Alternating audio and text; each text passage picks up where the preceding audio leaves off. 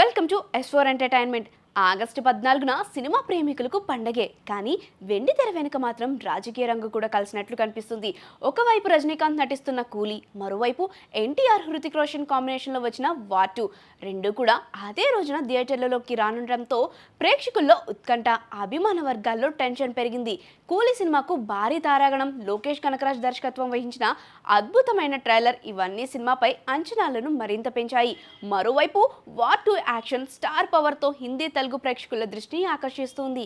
అయితే ఈ మధ్యలో మంత్రి నారా లోకేష్ చేసిన ట్వీట్ చుట్టూ రాజకీయ రగడ మొదలైంది. కూలీ రిలీజ్ సందర్భంగా రజనీకాంత్ కు సోషల్ మీడియా ద్వారా ప్రత్యేక శుభాకాంక్షలు తెలుపుతూ ట్వీట్ చేశారు మంత్రి లోకేష్.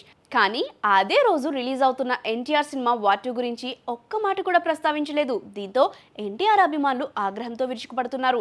ఇది ఉద్దేశపూర్వకంగానే ఎన్టీఆర్ ను దెబ్బతీయడమే లక్ష్యమని విమర్శలు చేస్తున్నారు. ఈ ట్వీట్ కారణంగా టీడీపీ మద్దతుదారులు మరియు ఎన్టీఆర్ అభిమానుల మధ్య చర్చలు, విభేదాలు ముదురుతూ ఉన్నాయని అంటున్నారు.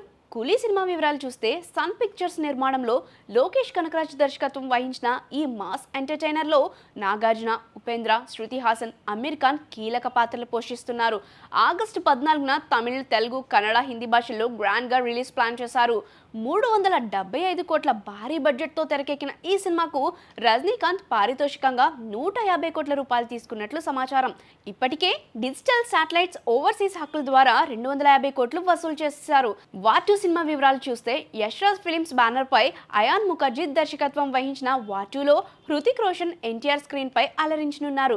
కీరా అద్వానీ హీరోయిన్ గా నటిస్తుండగా భారీ యాక్షన్ సీక్వెన్స్లు, హాలీవుడ్ స్థాయి టెక్నికల్ విలువలతో సినిమా రూపొందించబడింది.